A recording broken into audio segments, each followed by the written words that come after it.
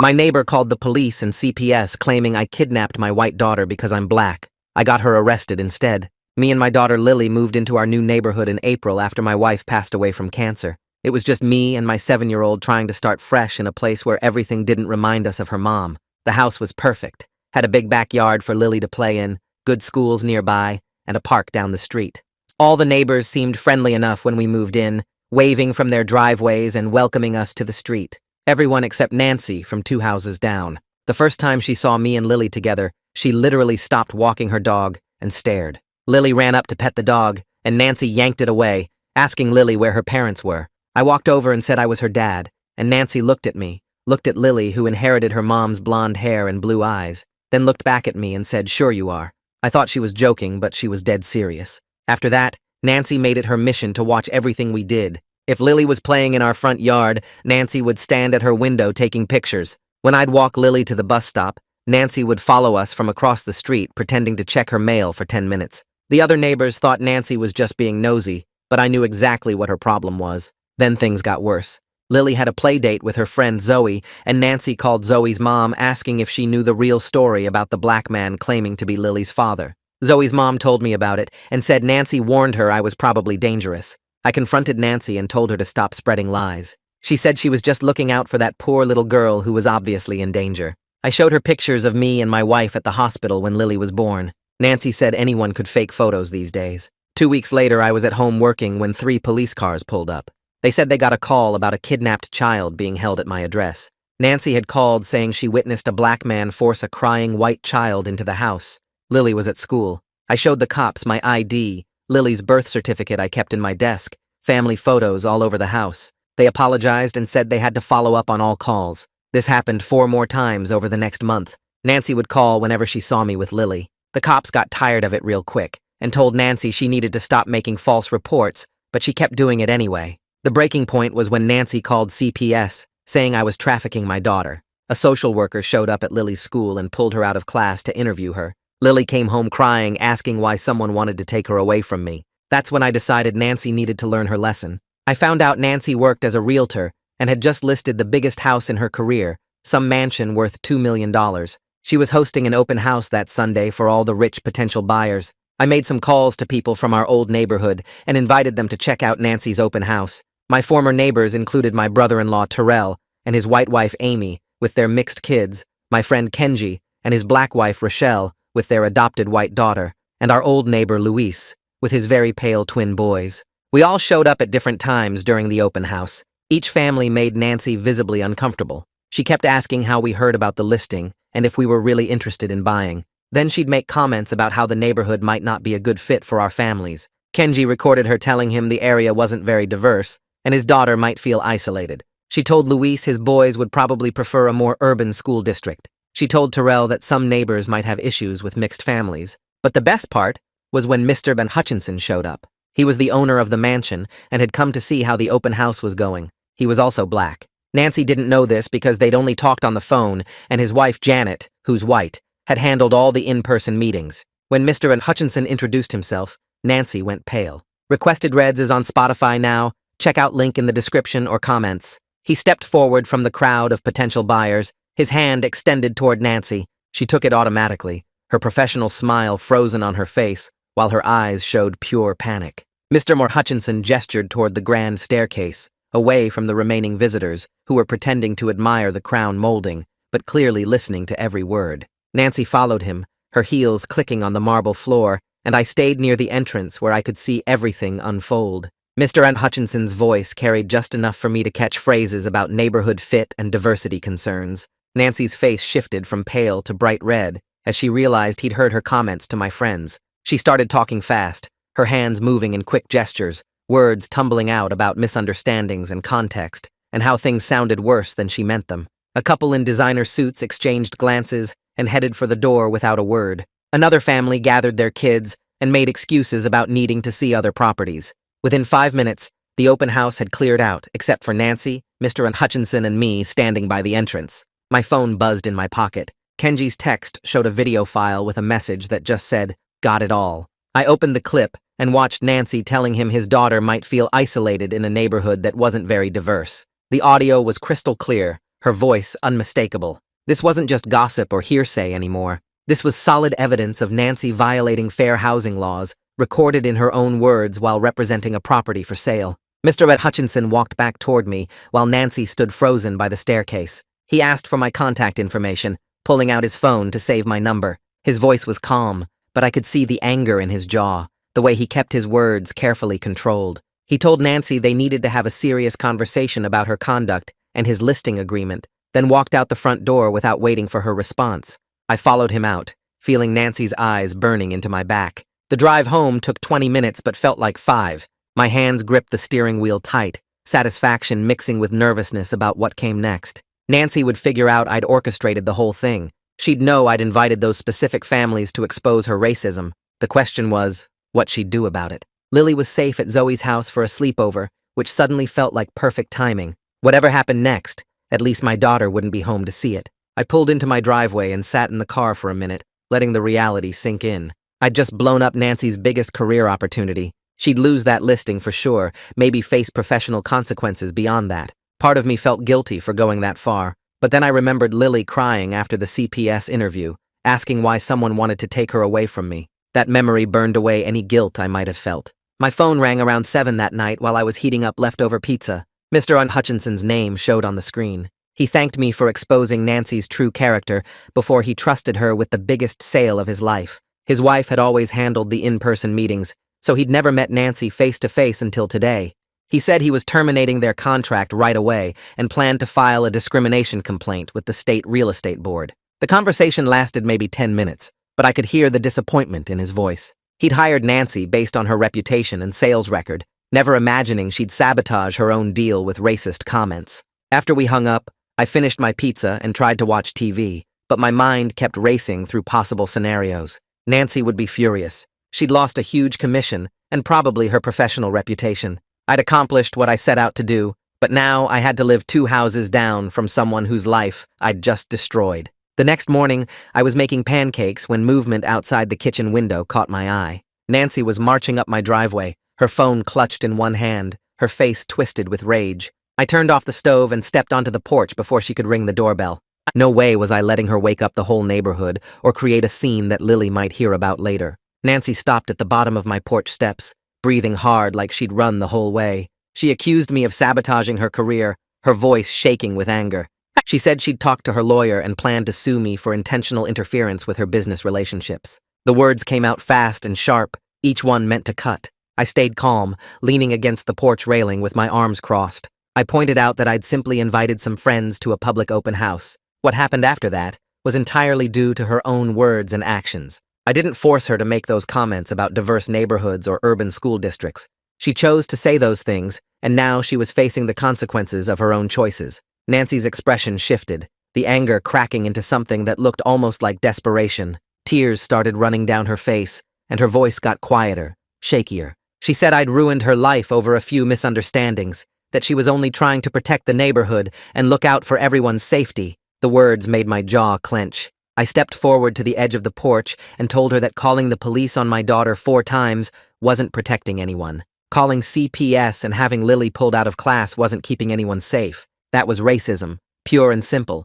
and now she was finally facing consequences for terrorizing a 7-year-old girl. Nancy opened her mouth to argue, but nothing came out. She turned and walked back down the driveway, her shoulders shaking. Over the next few days, word spread through the neighborhood about what happened at the open house. The woman across the street stopped by with cookies and said she was glad someone finally stood up to Nancy's nosiness. 2 other neighbors came by separately to tell me they'd witnessed Nancy's behavior toward me and Lily for months, and felt bad they hadn't said anything sooner. But not everyone was supportive. The couple 3 houses down gave me cold looks when I waved from my yard. Another neighbor I'd chatted with at the bus stop suddenly found reasons to avoid eye contact. The neighborhood was splitting into camps, and I could feel the tension every time I stepped outside. Lily came home from the school on Wednesday with red eyes and a crumpled permission slip in her backpack. She dropped her bag by the door and told me one of her classmates said their mom told them to stay away from our family because we caused trouble. My daughter asked if we were bad people, if we'd done something wrong. I pulled her onto the couch and tried to explain that sometimes standing up for yourself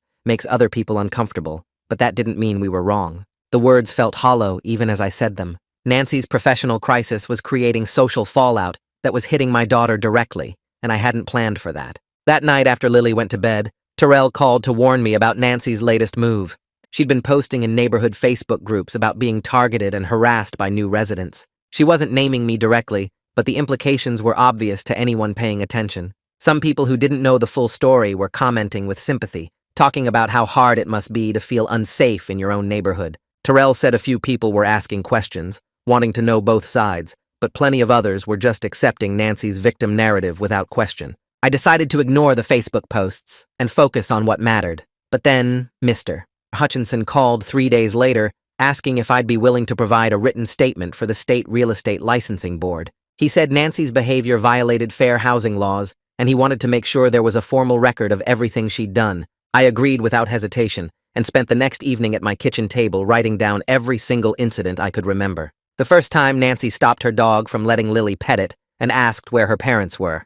The surveillance from her window with her phone taking pictures. Following us to the bus stop while pretending to check her mail. Calling Zoe's mom to warn her about the dangerous black man claiming to be Lily's father. All 5 police visits triggered by her false reports. The CPS investigation that pulled Lily out of class and left her crying about being taken away from me. Seeing it all written down in one document made my hands shake because the harassment looked even worse on paper than it had felt living through it. I submitted the statement to Mr.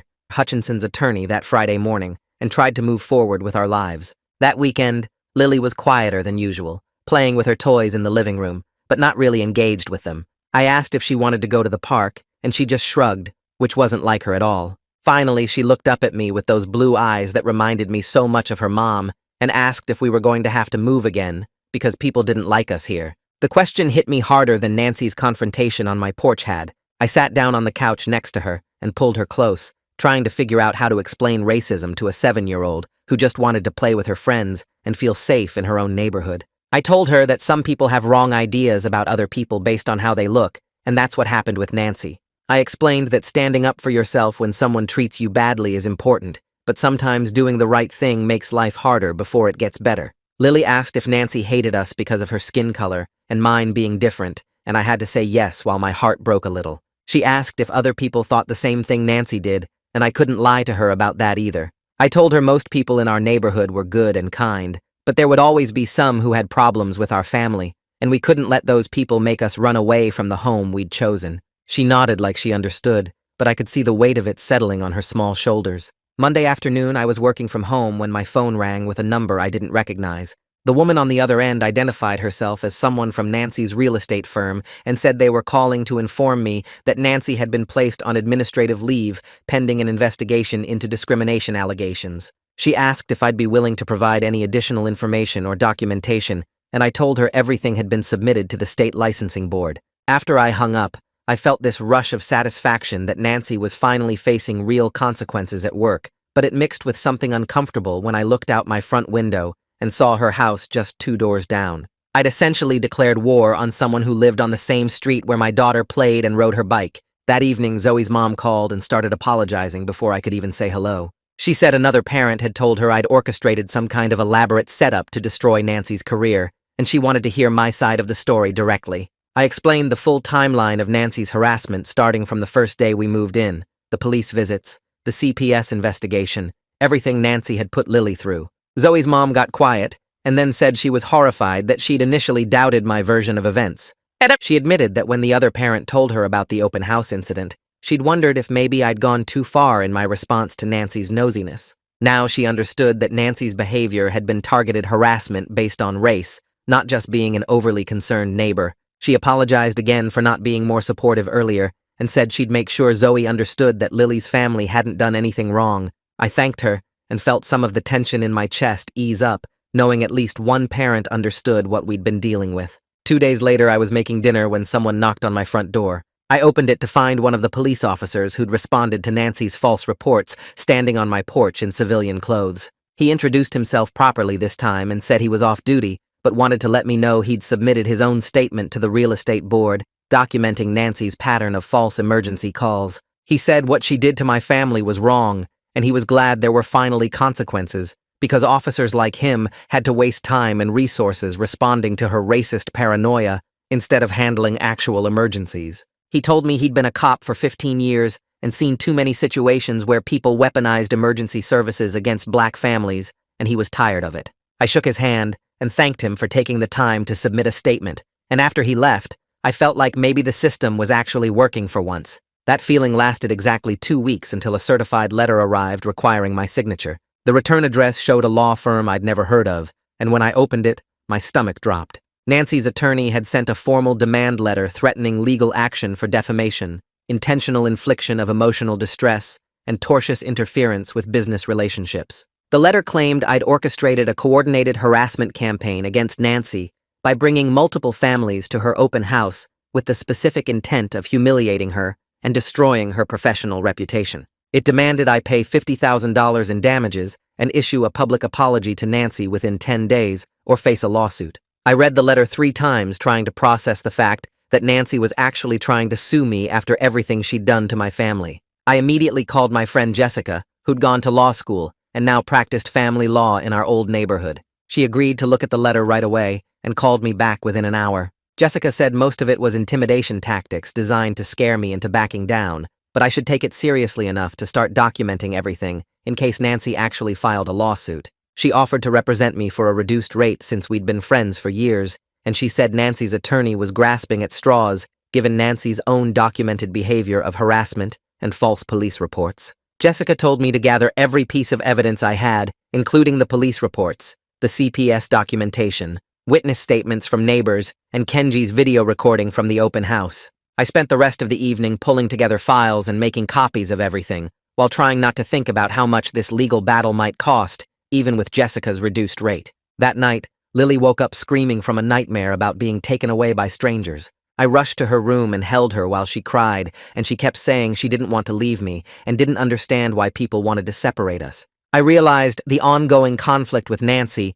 was re-triggering all the trauma from the CPS investigation when that social worker had pulled her out of class. The next morning, I called the child therapist that Lily's school counselor had recommended months ago and made an appointment for the following week because my daughter's well-being mattered more than winning any battle against Nancy. The therapist's office called back that afternoon saying they'd had a cancellation and could see Lily the next day if we wanted the earlier slot. 3 days after I received Nancy's demand letter, a process server showed up at my door with a restraining order petition. Nancy had filed paperwork claiming I'd been harassing and threatening her, citing the open house incident and my friend's attendance as evidence of a coordinated intimidation campaign against her. The petition described me as aggressive and dangerous, saying she feared for her safety because I'd already demonstrated a willingness to destroy her livelihood and now might escalate to physical violence. The hearing was scheduled for 3 weeks out, and I stood in my doorway holding the papers while rage burned through my chest at how Nancy was twisting everything to make herself the victim. I called Jessica immediately, and she said to come to her office the next morning so we could prepare a response. That night, I barely slept, thinking about Nancy's audacity in claiming she was the one being harassed after everything she'd put me and Lily through. Jessica and I spent 4 hours the next day preparing a counter-petition documenting Nancy's year of harassment, the false police reports, and the CPS investigation that had traumatized Lily. We gathered statements from the police officers who'd responded to Nancy's calls, from Zoe's mom about Nancy's phone call spreading lies about me, and from 3 neighbors who'd witnessed Nancy's surveillance behavior and her following us to the bus stop. Jessica said we had a strong case showing that Nancy had engaged in a sustained campaign of racial harassment against my family, and her restraining order petition was just another attempt to weaponize the legal system against us. She filed our counter-petition with the court and sent a copy to Nancy's attorney along with all our supporting documentation. I left Jessica's office feeling slightly better about our legal position, but completely exhausted by the ongoing battle that showed no signs of ending anytime soon. The neighborhood split down the middle after the courthouse drama wrapped up. Some folks stopped making eye contact when I walked to my mailbox or worked in the front yard. They'd suddenly remember something they needed to do inside their houses the second I came outside. Others went totally the opposite direction. The guy 3 doors down started waving every single time he saw me, like we were best friends now. The couple with the German Shepherd made a point of stopping to chat whenever they walked past. It felt weird having people pick sides over something that shouldn't have needed sides in the first place. The woman who lived directly across the street showed up on my porch 2 days after the hearing carrying a plate of chocolate chip cookies. She introduced herself as Margaret and said she'd been living on this street for 15 years. She told me Nancy had been a problem for almost everyone at some point, taking pictures of people's yards if their grass got too long, calling code enforcement if someone left their trash cans out past pickup day, spreading gossip about anyone who didn't fit her idea of how the neighborhood should look. Margaret said she was glad someone finally pushed back hard enough to make Nancy think twice about her behavior. I thanked her for the cookies and felt a little better knowing I wasn't the only person who'd dealt with Nancy's nonsense over the years. 3 weeks crawled by with this new normal settling in around us. Lily seemed okay on the surface, going to the school and doing her homework and playing with her toys. Then her teacher called me at work one afternoon. She said Lily had been really quiet lately, not participating in class discussions like she used to, keeping to herself at recess instead of playing with the other kids. That morning, Lily got into an argument with another student who said their parents told them to stay away from our family because we were troublemakers. The teacher broke it up before it got physical, but Lily spent the rest of the day looking like she might cry. Hearing that made my stomach drop. I'd been so focused on fighting Nancy and proving I was right that I hadn't really looked at what this whole situation was doing to my daughter. Lily wasn't just dealing with Nancy's racism anymore. Now she was dealing with being labeled a troublemaker at the school, losing friends because their parents thought we brought drama to the neighborhood, carrying the weight of a conflict she didn't start and couldn't control. I realized my fight for justice was costing Lily the exact things we moved here to find: safety, belonging, a fresh start away from all the pain of losing her mom. Instead, I dragged her into a different kind of pain, one I created by choosing revenge over peace. The restraining order hearing happened on a Tuesday morning at the county courthouse. I sat at a table with my lawyer while Nancy sat across the aisle with hers. The courtroom was smaller than I expected, just the judge's bench and a few rows of seats and fluorescent lights that made everything look washed out and depressing. Nancy took the stand first, and her attorney walked her through her version of events. She talked about feeling unsafe in her own neighborhood because I organized a group of people to humiliate her publicly at her workplace. She described the open house incident like it was a coordinated attack designed to destroy her career and reputation. Her voice shook when she talked about seeing all those families show up one after another, how she felt targeted and harassed, how she couldn't sleep at night knowing I lived just 2 houses away and might escalate things further. Her attorney presented the open house situation as proof that I had a vindictive character and a pattern of retaliation. He argued that someone willing to sabotage another person's livelihood over a misunderstanding might be capable of physical violence next. Nancy cried a little bit when she talked about losing her job and not being able to pay her mortgage. She made it sound like I was some kind of monster who destroyed an innocent woman's life for no reason. My lawyer stood up when it was our turn and started laying out the evidence we'd gathered. She presented copies of every police report from Nancy's false calls about me kidnapping Lily. She showed the judge documentation from the CPS investigation that proved Nancy had lied about me trafficking my daughter.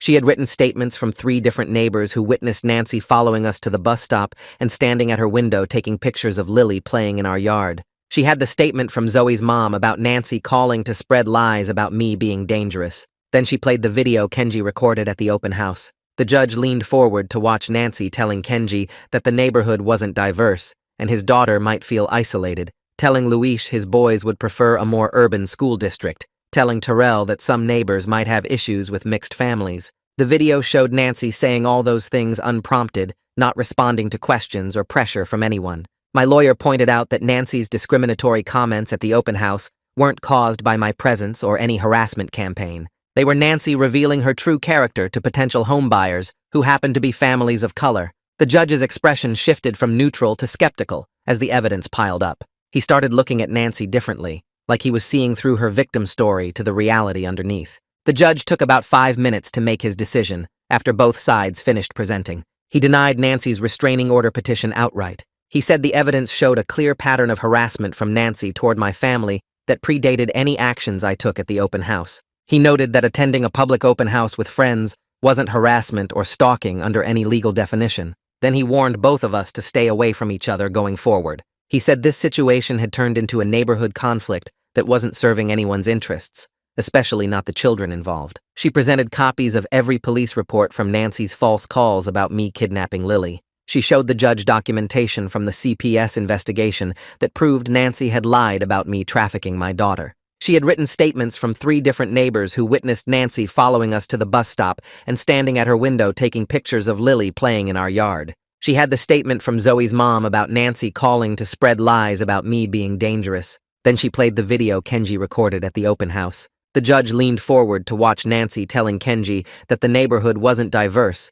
and his daughter might feel isolated, telling Luis his boys would prefer a more urban school district, telling Terrell that some neighbors might have issues with mixed families. The video showed Nancy saying all those things unprompted, not responding to questions or pressure from anyone. My lawyer pointed out that Nancy's discriminatory comments at the open house weren't caused by my presence or any harassment campaign. They were Nancy revealing her true character to potential homebuyers who happened to be families of color. The judge's expression shifted from neutral to skeptical as the evidence piled up. He started looking at Nancy differently, like he was seeing through her victim story to the reality underneath. The judge took about 5 minutes to make his decision after both sides finished presenting. He denied Nancy's restraining order petition outright. He said the evidence showed a clear pattern of harassment from Nancy toward my family that predated any actions I took at the open house. He noted that attending a public open house with friends wasn't harassment or stalking under any legal definition. Then he warned both of us to stay away from each other going forward.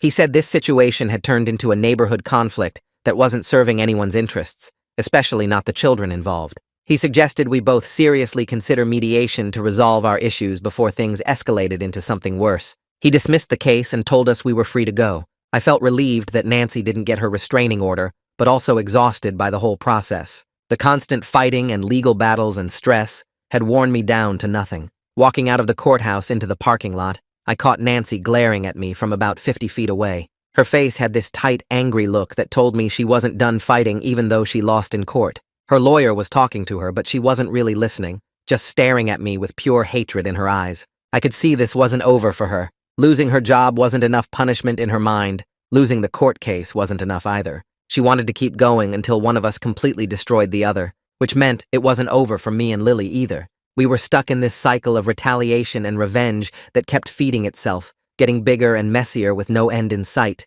I walked to my car feeling like I won the battle but was losing the war. The victory felt hollow and temporary, like putting a Band-Aid on a wound that needed stitches. That evening I got home around 6 and found Lily sitting on her bed crying. I could hear her from the hallway before I even opened her bedroom door. She had her face buried in her pillow trying to muffle the sound. I sat down next to her and rubbed her back until she looked up at me with red, puffy eyes. She said she heard me on the phone with my lawyer earlier talking about the case and the restraining order hearing.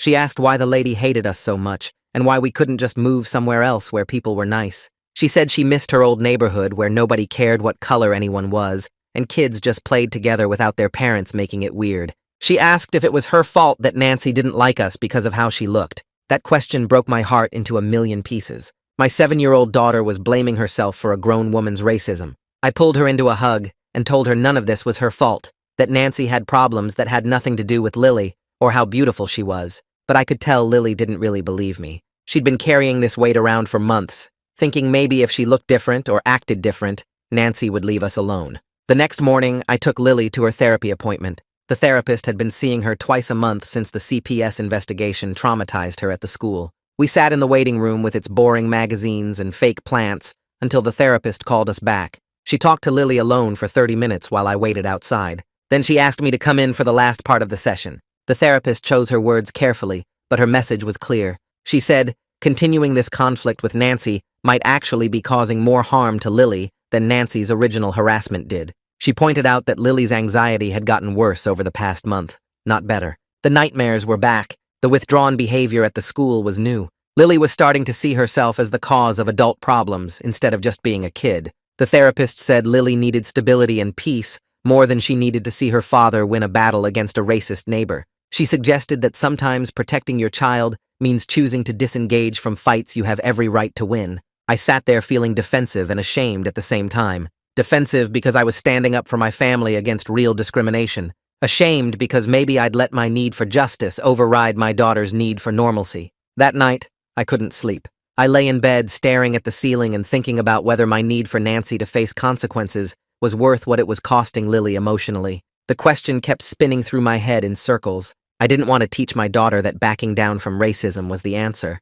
I didn't want her to grow up thinking we should just accept discrimination and harassment to keep the peace. But I also didn't want to sacrifice her childhood to prove a point to a neighbor who would probably never change anyway. I thought about my wife and what she would want me to do. She always said, pick your battles carefully and make sure the fight is worth what it costs your family. I wasn't sure anymore if this fight was worth the price Lily was paying. She'd already lost her mom. Now she was losing her sense of safety and belonging because I couldn't let go of making Nancy suffer for what she did to us. Maybe I'd already won enough by exposing Nancy's racism and getting her fired. Maybe continuing to engage was just feeding my own anger instead of protecting my daughter. The neighborhood gossip chain brought me the news 3 days later. Margaret from across the street knocked on my door in the afternoon and told me Nancy's real estate firm had completed their investigation. They terminated Nancy's employment that morning. The official reason was violating fair housing laws and creating liability for the company. Margaret heard about it from another neighbor who heard it from someone who worked at the same firm.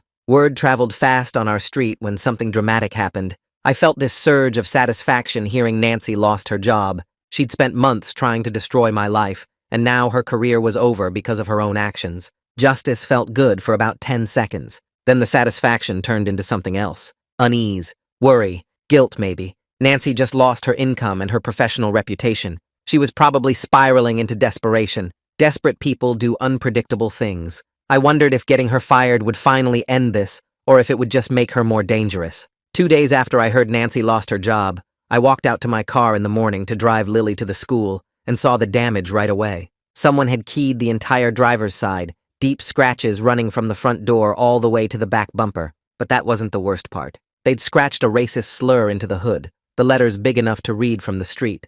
I stood there staring at it while my stomach turned over. Lily came running out with her backpack and stopped when she saw my face. She asked what was wrong and I told her to go back inside. She looked at the car and saw the word before I could block her view. Her face went pale and she asked me what it meant. I took her hand and walked her back to the house, telling her it was just a bad word that mean people use.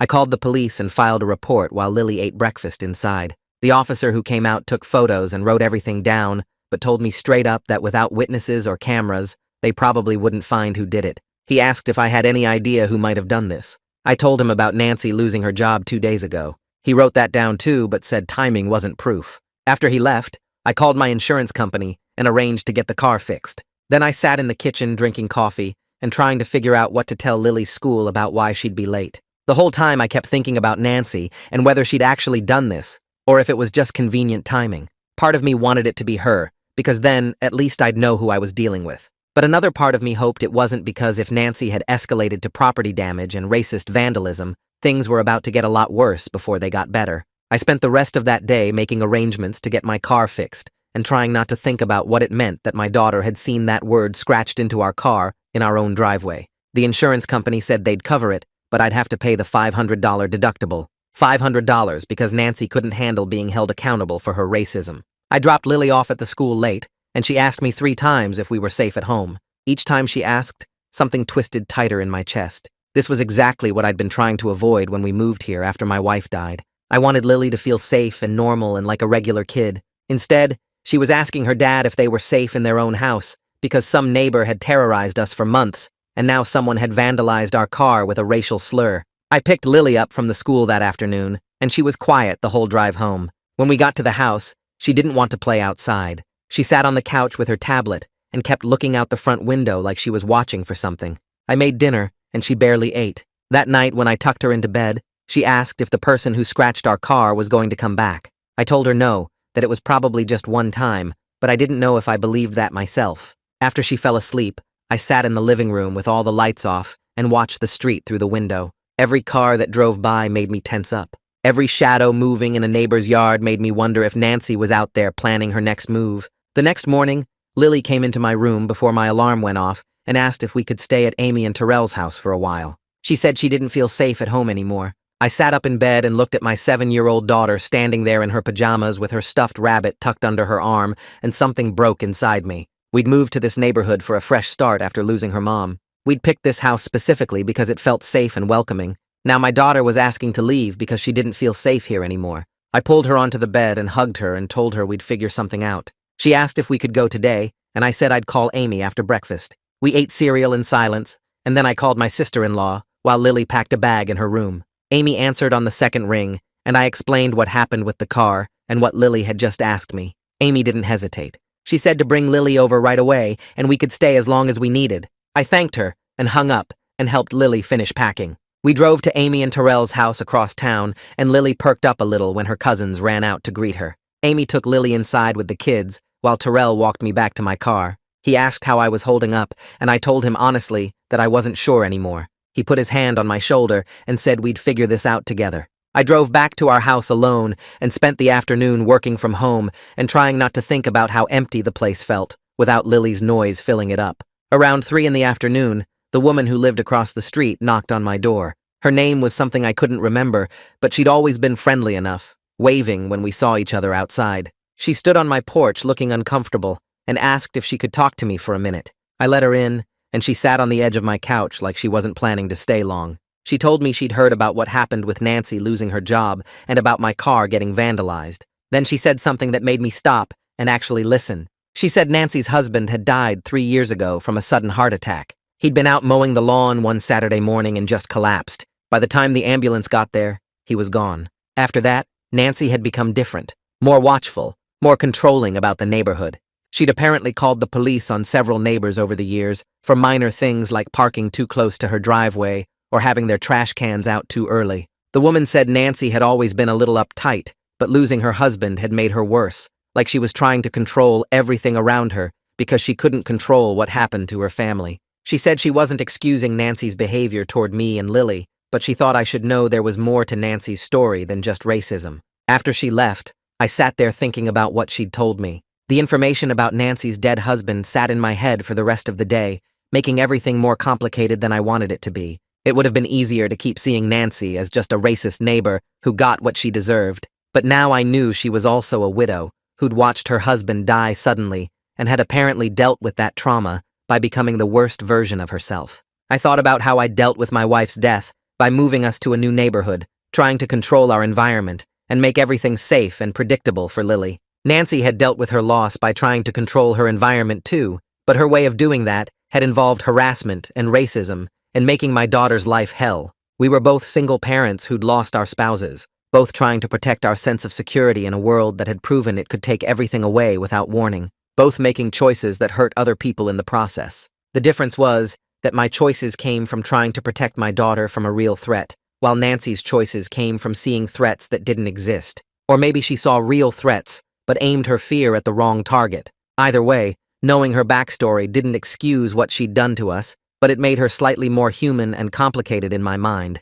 I didn't want to feel empathy for Nancy. I wanted to stay angry at her for terrorizing my daughter and calling CPS and making Lily ask why someone wanted to take her away from me. But I couldn't stop thinking about how grief had twisted both of us into people who were willing to hurt others to feel safe again. My lawyer called the next afternoon while I was sitting at Amy and Terrell's kitchen table trying to work. She said Nancy's attorney had reached out about settling the potential lawsuit. Nancy was offering to drop all her legal threats if I agreed not to pursue any further action against her. It was basically a mutual ceasefire proposal. Both sides walk away and leave each other alone. My lawyer said she thought I should seriously consider it. She reminded me that continuing this fight would mean more legal fees, more time in court, more stress for Lily. She pointed out that Nancy had already faced real consequences by losing her job and her professional reputation. The real estate board investigation was still ongoing and would proceed regardless of what I decided to do. My lawyer said sometimes the best outcome isn't total victory. It's getting enough justice to feel vindicated while protecting yourself from further damage.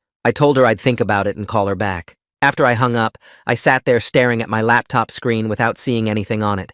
Part of me wanted to reject the settlement and keep fighting until Nancy paid for every single thing she'd done to us. But another part of me was tired of fighting and worried about what this ongoing conflict was doing to Lily. That evening, I talked to Terrell and Amy about the settlement offer after the kids went to bed. We sat in their living room and I laid out all the options and consequences. Terrell listened and then asked me what my wife would have wanted me to do. I sat there thinking about all the conversations we'd had about raising a mixed-race kid in America, all the times she'd reminded me to pick my battles carefully. Amy leaned forward and said I'd already accomplished the goal of making Nancy face professional consequences. She pointed out that Nancy had lost her job and her reputation and was probably going to lose her real estate license. Amy said continuing the fight at this point wasn't about justice anymore. It was about revenge, and revenge was hurting Lily more than it was hurting Nancy. Terrell agreed and reminded me that Lily was asking to stay at their house because she didn't feel safe at home. He said the conflict had already cost Lily her sense of security, and if I kept pushing,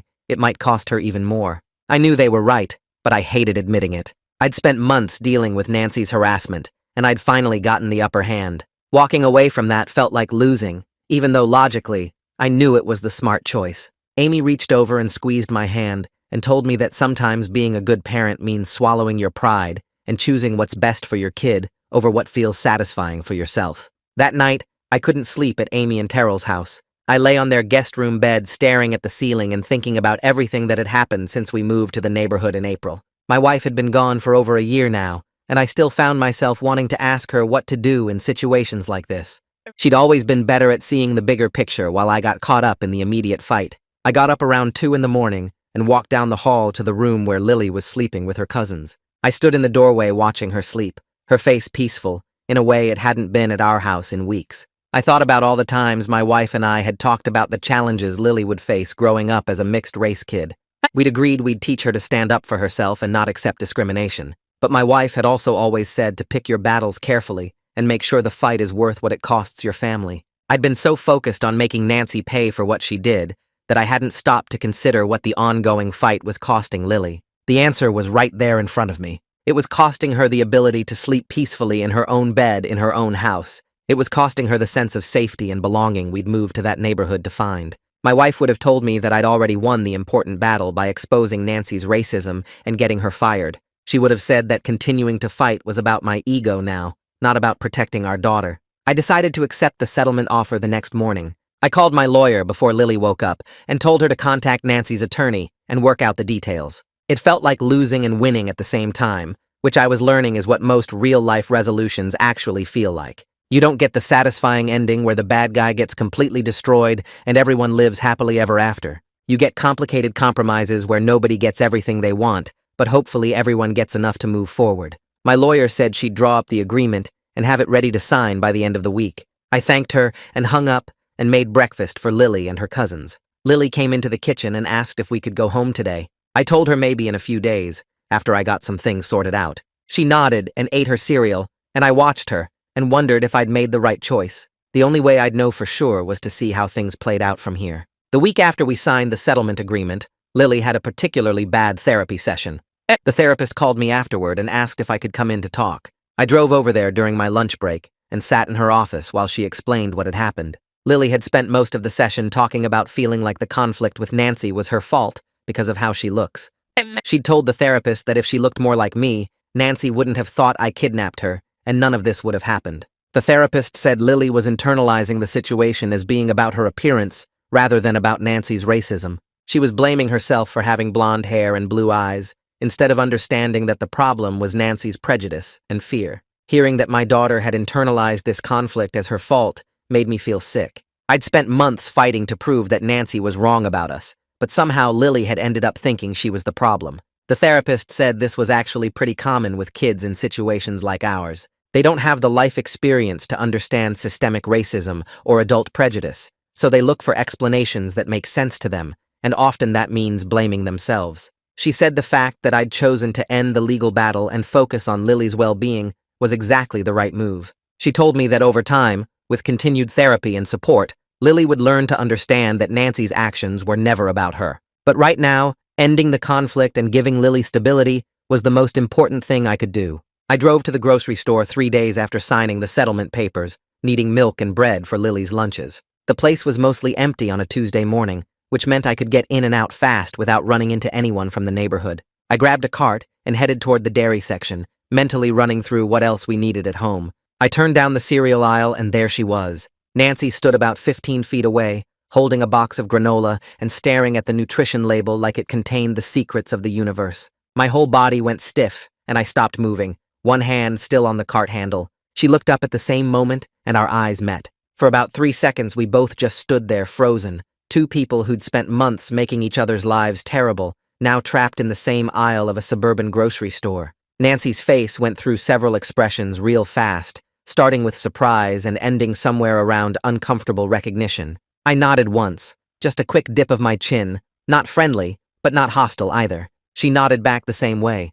her lips pressed together in a thin line. Then we both turned and walked in opposite directions without saying a word. My heart was beating hard as I pushed my cart toward the dairy coolers, and I realized my hands were shaking slightly on the handle. The whole thing lasted maybe 10 seconds, but it felt much longer, like time had stretched out to make the awkwardness last as long as possible. I grabbed the milk and got out of there, checking over my shoulder to make sure Nancy wasn't in the checkout line before I headed that way myself. My phone rang 2 days later while I was working at my desk, and Mr. Hutchinson's name showed up on the screen. I answered, and he asked how we were doing, his voice warm and genuinely interested. I told him things were settling down now that the legal stuff was over. He said he was glad to hear it, and then mentioned he'd successfully sold his mansion the previous week through a different realtor who treated everyone with respect, regardless of what they looked like. The sale went through without any issues, and the new owners were moving in next month. I congratulated him, and he thanked me again for exposing what kind of person Nancy really was. He said, if I hadn't organized that open house, he would have trusted her with the biggest financial transaction of his life and never known she was discriminating against potential buyers. Then he told me something I hadn't expected. The real estate board investigation was still moving forward, even though Nancy and I had settled our personal lawsuit. Apparently, the board took fair housing violations seriously, and they were conducting their own review of Nancy's conduct, independent of any private legal action. Mr. Hutchinson said he'd given them a full statement about what happened at the open house, and they'd interviewed several of the families who attended. He wanted me to know that Nancy facing professional consequences wasn't just about our personal conflict anymore. It was about protecting other families from experiencing what we went through. I thanked him for the update, and we talked for a few more minutes before hanging up. After the call ended, I sat at my desk thinking about how the situation had grown beyond just me and Nancy into something bigger about accountability and protecting people from discrimination. Lily's teacher called me the following week and asked if I had a few minutes to talk about how Lily was doing in class. My stomach dropped because every phone call from the school for the past few months had been bad news. But the teacher's voice sounded positive, not concerned, so I took a breath and said sure. She told me Lily had been participating more in class discussions over the past 2 weeks, raising her hand to answer questions and volunteering to read aloud during story time. Her homework was coming in complete and on time, and she'd been playing with her friends at recess instead of sitting by herself like she had been. The teacher said Lily seemed less anxious overall, more like the engaged student she'd been at the beginning of the school year before everything happened with Nancy. I felt relief wash over me as I listened, realizing that ending the legal battle had been the right choice, even though it felt like giving up at the time. The teacher asked if anything had changed at home that might explain Lily's improvement, and I told her we'd settled the conflict with our neighbor, and things were much calmer now. She said she could definitely see the difference in Lily's behavior and mood. After we hung up, I sat there thinking about what winning actually meant. I hadn't gotten the total victory over Nancy that part of me still wanted, where she faced maximum consequences and admitted she was completely wrong. But I was winning at being Lily's dad by choosing her stability over my need for vindication. She was sleeping through the night again, engaging at the school, playing with friends. Those things mattered more than any lawsuit or public humiliation of Nancy ever could. My daughter was okay, and that meant I'd won the important battle, even if it didn't feel satisfying in the way I'd imagined. Over the next week, 3 different neighbors stopped by my house at separate times. The first was the guy who lived 4 houses down, the one who always waved but never really talked much. He showed up on a Wednesday evening and apologized for not being more supportive when Nancy was harassing us. He said he'd seen some of what was happening, but didn't want to get involved in neighborhood drama, and now he realized that staying neutral when someone is being harassed is actually taking the harasser's side. 2 days later, the woman from across the street came by with the same message. She'd witnessed Nancy following us to the bus stop and taking pictures, but told herself it wasn't her business. Now she understood that silence in the face of racism makes you part of the problem.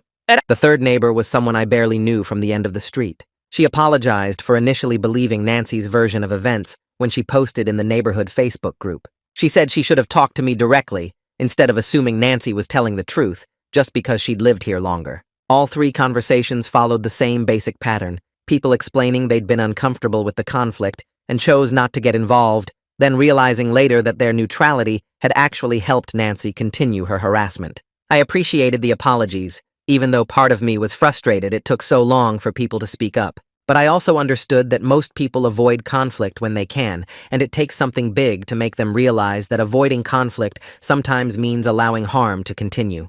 6 weeks after Nancy lost her job at the real estate firm, a for sale sign appeared in her front yard. I was walking Lily to the bus stop when I noticed it, and my first reaction was relief that she'd be leaving the neighborhood. My second reaction was guilt about whether I'd pushed too hard and destroyed her life over what started as her racist assumptions about my family. I spent the whole day going back and forth between feeling like she deserved what happened and wondering if the punishment fit the crime. That evening I called my lawyer and told her about seeing the for sale sign. She reminded me that Nancy had made her own choices every step of the way. Nobody forced her to call the police 4 times or contact CPS or make discriminatory comments to potential homebuyers. Those were all decisions Nancy made, and the consequences she was facing were natural results of her actions, not punishment I'd imposed on her. My lawyer said Nancy could have stopped at any point, could have apologized and changed her behavior, but she chose to escalate instead. The fact that her choices led to losing her job and having to sell her house didn't make me responsible for those outcomes.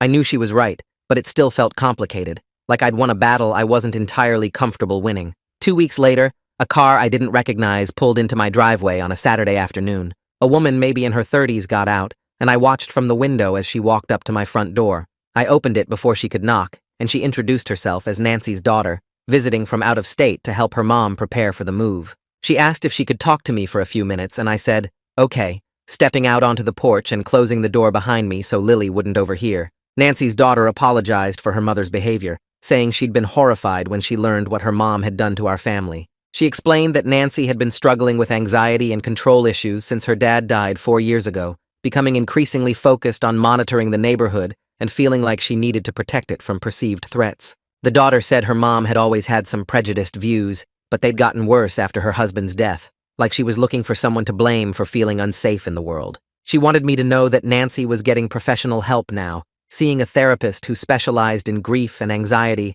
and starting to understand how her fear had turned into racism that hurt innocent people. The daughter stressed that none of this excused what Nancy did, but she hoped it helped me understand that her mom wasn't just a purely evil person. She was someone who dealt with loss in the worst possible way. I listened to all of this and didn't know what to say. Part of me appreciated the apology and the context. Part of me was angry that I was supposed to feel sympathy for Nancy when she'd terrorized my daughter. I thanked the daughter for coming by and told her I hoped her mother got the help she needed, and I meant it, even though my feelings were complicated. Nancy's daughter's visit stayed with me for days afterward, making me uncomfortable in ways I couldn't quite explain. It was easier to hate Nancy when she was just the racist neighbor who called the cops on my family. Learning about her dead husband and her anxiety and her therapy sessions made her human in a way that complicated my anger. I didn't want to feel sympathy for someone who'd caused Lily so much pain, but I also couldn't ignore that Nancy was a person dealing with her own struggles in terrible ways. I found myself thinking about my wife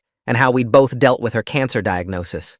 I'd tried to be strong and supportive while she was sick, but after she died, I'd gone through a period where I was angry at everything and everyone. I'd never turned that anger into racism, but I understood how grief could twist someone's thinking and make them act in ways they might not have otherwise. That didn't excuse Nancy's behavior, but it made me see her as more than just a villain in our story. She was a widow who'd lost her way and hurt people in the process, and now she was facing consequences while also trying to get help. The whole situation felt messy and complicated instead of clean and simple, like I'd wanted it to be. 3 days after Nancy's daughter visited, she called and asked if Nancy could apologize to Lily directly before they moved. Every instinct I had screamed to protect Lily from any more contact with the woman who'd scared her so badly. I said I needed to think about it and talk to Lily's therapist first. At our next session, I brought up the request, and the therapist asked what I thought. I said I wanted to keep Nancy as far away from my daughter as possible. The therapist nodded and then suggested that hearing a direct apology from Nancy might actually give Lily closure and help her understand that Nancy's behavior wasn't about anything Lily did wrong. She said kids who experience this kind of targeting often internalize it and blame themselves, and seeing the adult take full accountability could help Lily separate Nancy's actions from her own identity. I wasn't convinced at first, but the therapist explained how the apology session would work. It would happen in her office with her present the whole time, and I could stop it at any moment if Lily seemed uncomfortable. Nancy would apologize and explain that her behavior was wrong and had nothing to do with Lily. Then Lily could respond however she wanted, or not respond at all if she didn't want to. The therapist said she'd only recommend this if she thought it would help Lily, not hurt her. I talked to Lily about it that evening, explaining that Nancy wanted to say sorry and asking if Lily wanted to hear it. Lily thought for a minute and then said yes, she wanted Nancy to say sorry. So I called Nancy's daughter back and agreed to a supervised meeting at the therapist's office the following week. The day of the apology session, I drove Lily to the therapist's office with my stomach in knots. Nancy was already there when we arrived, sitting in the waiting room looking smaller and older than I remembered. We all went into the therapist's office and sat down, me next to Lily on the couch, Nancy in a chair across from us, the therapist in her usual spot. Nancy looked at Lily and apologized for scaring her, and for all the times she called the police, and for making Lily feel unsafe in her own home. She told Lily that her behavior was completely wrong and had nothing to do with anything Lily did or how Lily looked. Nancy said she'd been dealing with her own problems and fears, and she'd handled them in terrible ways that hurt innocent people. She told Lily she was getting help now, so she wouldn't treat anyone else the way she'd treated our family. Then Nancy said she understood if Lily couldn't forgive her, but she wanted Lily to know that none of it was Lily's fault. The whole time Nancy was talking, I watched Lily's face for signs of distress, ready to end the session if needed, but Lily just sat there listening calmly, her hands folded in her lap. When Nancy finished, Lily was quiet for a moment. Then she said she forgave Nancy, but didn't want to be friends. The maturity in that response amazed me. My 7-year-old daughter had just accepted an apology while also setting a clear boundary about what she was and wasn't willing to offer. Nancy thanked Lily and said she understood. The whole session lasted maybe 15 minutes, and then Nancy left, and it was just me and Lily and the therapist. After Nancy walked out, the therapist asked Lily how she felt. Lily said she felt better, like something heavy had been sitting on her chest, and now it was gone. She said hearing Nancy say it wasn't her fault made her believe it more than when other people told her the same thing. The therapist smiled and told Lily she'd handled the situation with real grace and strength. We talked for a few more minutes and then headed home. In the car,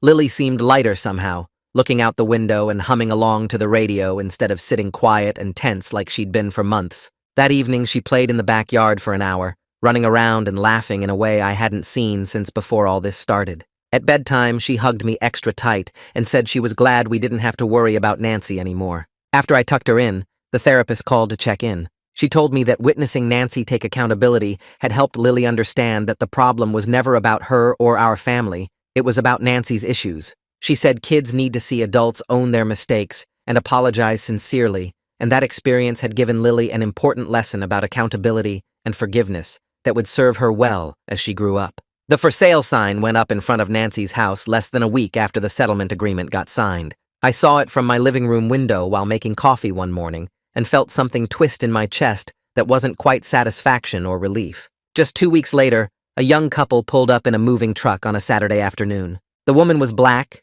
the guy was white, and they had a baby strapped to the woman's chest in one of those carrier things. I watched them from my porch as they stood on the sidewalk looking up at the house, the guy pointing at something on the roof, while the woman bounced the baby and nodded. They spotted me watching and waved, so I walked over to introduce myself. The woman's name was Jasmine, and her husband was Chris, and their baby girl couldn't have been more than 6 months old. Jasmine mentioned they'd heard there was some drama on the street recently, but they wanted to start fresh with everyone and hoped the neighborhood would be welcoming. I told them welcome to the street and offered to help them move boxes if they needed it. Chris asked if I knew anything about the previous owner and why she sold so fast, and I just said she was relocating for family reasons and left it at that. Jasmine smiled and said that was good because they didn't need any negative energy in their new home, and I thought about how Nancy would have lost her mind seeing this family move into her house. The baby started fussing, and Jasmine excused herself to go feed her, and Chris thanked me again for the warm welcome before heading back to unpack the truck.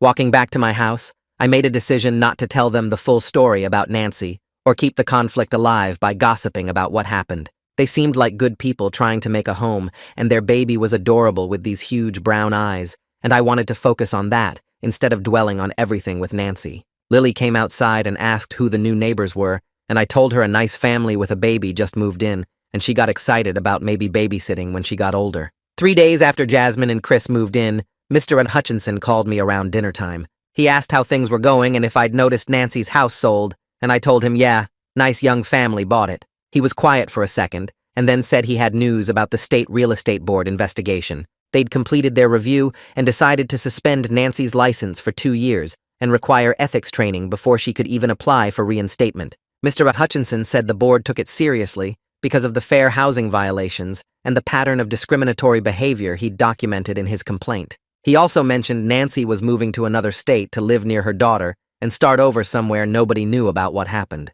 I thanked him for following through with the complaint and for calling to let me know, and he said he was glad things worked out and hoped my daughter was doing better. After we hung up, I sat at the kitchen table thinking about Nancy losing her license and having to move away and start completely over. Part of me felt vindicated that there were real consequences for what she did to us, but another part felt weird about how thoroughly her life had fallen apart. I kept thinking about what her daughter told me about Nancy struggling with grief and control issues, and how Nancy had lost her husband the same way I lost my wife. It didn't excuse the racism or the harassment or traumatizing Lily, but it made Nancy feel more like a broken person than a monster, and that complicated feeling sat heavy in my stomach.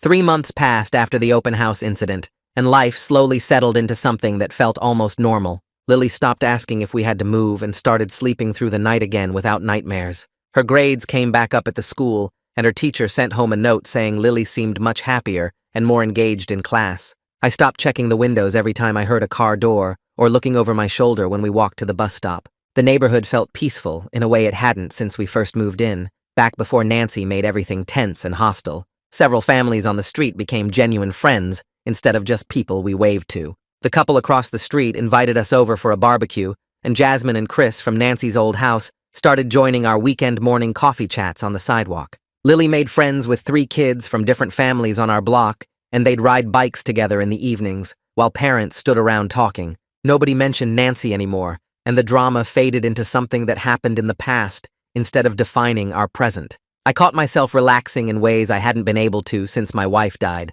like maybe we'd actually found the fresh start I wanted for us when we moved here. One Saturday afternoon, I was in the garage organizing tools when I heard Lily laughing in the backyard with another kid. I walked around the side of the house and saw her playing with a girl about her age who I didn't recognize. The girl had dark curly hair and was wearing a soccer jersey, and both kids were kicking a ball back and forth. Lily spotted me and ran over saying this was her new best friend Olivia, whose family just moved to the neighborhood last week. Olivia waved at me shyly, and I waved back. Then Lily grabbed my hand and pulled me over to meet Olivia properly. Olivia's parents had bought the house at the end of the street that had been empty for months, and Olivia was in Lily's class at the school, but they'd only just realized they lived on the same street. Watching Lily play with Olivia without any fear or anxiety reminded me why we moved here in the first place. My daughter was running around laughing, completely carefree, not worried about who was watching or what anyone thought about our family. The fresh start I wanted for us after my wife's death finally felt like it was actually happening, instead of just something I hoped for. Olivia's mom came by to pick her up an hour later and introduced herself as Sophia, and we made plans for the girls to have a play date the following weekend. After they left, Lily hugged me and said she was glad we didn't move away when things got bad with Nancy, and I hugged her back, thinking about how close I came to giving up on this neighborhood. The next Sunday, I took Lily to visit her mom's grave like we did every few weeks. We brought fresh flowers, and Lily helped me arrange them in the vase built into the headstone. We sat on the grass next to the grave, and I asked Lily if she wanted to talk to her mom about anything.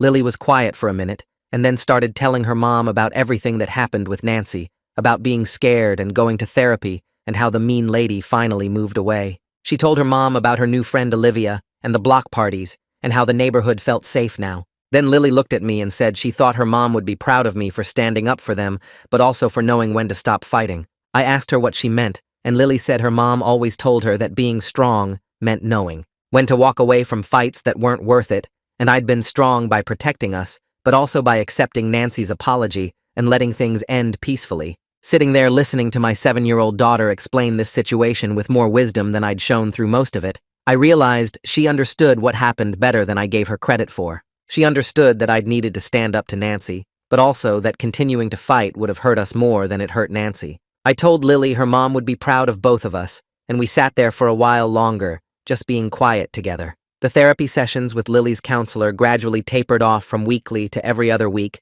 to once a month as Lily's anxiety decreased. She was processing her feelings in healthier ways, and the nightmares had stopped completely. At our last session, the therapist told me that children are remarkably resilient when they feel safe and supported, and Lily clearly felt both of those things now. She said the work we'd done in therapy gave Lily tools to handle difficult situations and emotions, and she was confident Lily would continue to thrive. The therapist also mentioned that witnessing the conflict with Nancy and seeing how we resolved it had taught Lily important lessons about standing up for yourself, setting boundaries, and choosing peace when possible. She said those lessons would serve Lily well as she grew up and faced other challenges. Walking out of the therapist's office for what might be our last regular session, I felt grateful that we'd gotten Lily the help she needed and hadn't tried to just tough it out. My daughter was happy and healthy and felt safe in her own home again, and that mattered more than anything else that happened with Nancy. 4 months after Nancy moved away, the neighborhood organized a block party for the 4th of July. Someone set up grills on the street and families brought food to share, and kids ran around with sparklers as it got dark. Standing there with a plate of potato salad watching Lily play with Olivia and the other neighborhood kids, I was struck by how different the atmosphere felt, without Nancy's surveillance and hostility. Families of all backgrounds were mixing comfortably, laughing and talking and sharing food without any tension or judgment. Black families, white families, mixed families, families with adopted kids, everyone just existing together without anyone questioning whether they belonged. I realized the community was healthier, without someone actively poisoning it with prejudice and suspicion. Jasmine came over with her baby, and we talked about how welcoming everyone had been since they moved in, and she said she'd been worried about being accepted, but this neighborhood felt like home already. Chris joined us and mentioned he'd heard there used to be someone on the street who caused problems, but everyone seemed great now, and I just nodded and said, yeah, things were pretty peaceful these days. The fireworks started and everyone gathered to watch, and I stood there with Lily on my shoulders, feeling like we'd finally found the place we were supposed to be. During the block party, Zoe's mom pulled me aside near the drink table and thanked me for how I'd handled the situation with Nancy. I was confused at first because I hadn't done anything special, but she explained that the whole conflict had forced her to examine her own biases and have important conversations with her daughter about racism. She said when Nancy first called her with those lies about me, she'd had a moment of doubt where she wondered if there was any truth to it. And realizing she doubted me based on nothing but Nancy's racist assumptions made her confront her own internalized prejudices. She'd talked to Zoe about why Nancy's behavior was wrong and why it was important to question your assumptions about people based on how they look. Then she told me several other parents had said the same thing, that watching the conflict unfold and seeing Nancy face consequences had sparked necessary discussions in their homes about racism and discrimination. Her teenage son had asked why Nancy cared so much about me being black, and that led to a whole conversation about systemic racism and unconscious bias. She thanked me for not backing down and for making the neighborhood confront something people usually preferred to ignore. I told her I appreciated that, but honestly, I'd just been trying to protect my daughter, and she said sometimes the most important changes happen when people are just trying to do right by their families. Later that night, after the block party ended and Lily was in bed, I called Terrell and Amy to catch up. We talked about the neighborhood and how things had settled down, and they mentioned they were planning to visit next month. Terrell asked if I still kept in touch with Kenji and Luis and the other families from our old neighborhood, and I realized I'd barely talked to any of them since the open house incident. I'd been so focused on establishing ourselves in the new neighborhood that I'd let those relationships drift. But thinking about it more, I realized I didn't need to maintain those relationships out of fear anymore. When we first moved, I'd clung to connections from our old life because I was worried about whether we'd be accepted here. Now we had a new community that knew us and accepted us without question, and I didn't need a backup plan or an escape route. We'd moved for a fresh start, and we'd actually achieved it, built genuine friendships with people who saw us as neighbors and friends, instead of as the black dad with the white daughter who needed explaining. I told Terrell I'd probably reach out to Kenji and the others eventually, but right now I was just enjoying being settled, and he laughed and said that was exactly how it should be. A month after the therapy sessions tapered off, I got a call from Lily's teacher asking if I could come in for a quick meeting. My stomach dropped, because the last time a teacher called me in, it was to tell me about the CPS worker pulling Lily out of class. I showed up the next afternoon expecting bad news, but her teacher smiled when I walked into the classroom. She told me Lily's performance had improved dramatically over the past few weeks. Her reading scores jumped 2 grade levels, she was participating more in class discussions, and she seemed genuinely happy during school hours. The teacher said she'd been working with kids for 15 years and could always tell when a child was carrying stress at home, and whatever weight Lily had been carrying was completely gone now. I sat there listening and realized that protecting my daughter's peace had been worth more than any victory over Nancy could have been. The teacher showed me Lily's recent assignments, including a creative writing piece about her favorite place, which was our front yard where she could play without worrying. I thanked the teacher and walked out to my car feeling like I'd finally made the right choice by ending the legal battle when I did. 6 months after everything started with Nancy's first police call, I was sitting on my front porch on a Saturday afternoon watching Lily play in the yard. She was doing cartwheels and singing some song from a movie, completely carefree and unself-conscious. I wasn't checking over my shoulder to see if anyone was watching or taking pictures. I wasn't worried about who might call the cops or what lies might be spreading through the neighborhood. The anxiety that had lived in my chest for months was just gone.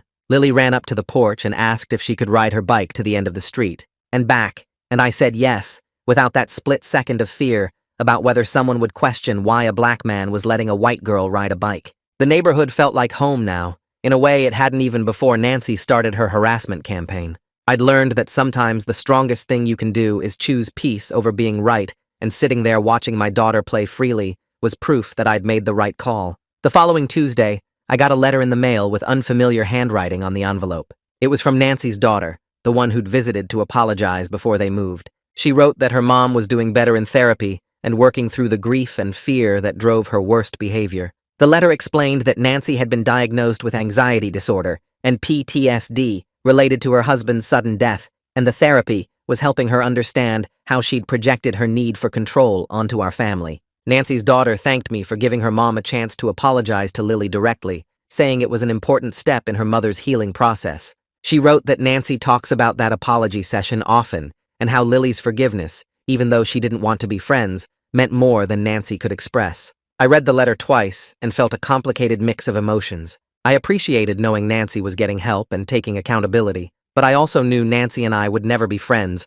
or even friendly neighbors if she ever moved back. The letter went into a drawer in my desk, and I decided that was enough closure for that chapter. That weekend, Lily and I were out in the front garden planting flowers where we planned to stay for years to come. She picked out purple and yellow flowers at the garden center because they reminded her of her mom's favorite colors. We dug holes and filled them with soil, and Lily carefully placed each plant like it was the most important thing in the world. I thought about how this whole experience had taught both of us that standing up for yourself doesn't always mean fighting until total victory. Sometimes it means protecting what matters most, accepting imperfect resolutions, and building the life you want despite the obstacles. Lily asked if we could plant a sunflower in the back corner for her mom, and we walked around back together to find the perfect spot. As we worked in the garden, neighbors walked by and waved, and Lily waved back without any hesitation or fear. We were doing exactly what we moved here to do, living our lives and making a home, and that was enough.